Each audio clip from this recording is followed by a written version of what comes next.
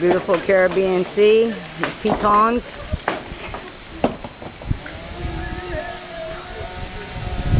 Here's the gabions. Before they're filled with rocks, they're getting ready to be filled. And the object of the gabions is to provide stabilization where we've had mudslides.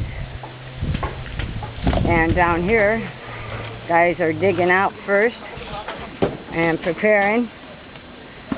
And this, you'll see that they've got some installed, and they bury them so that we have a footer. And they're going to secure the hill with them. If you look down further, you'll see mudslide way down there.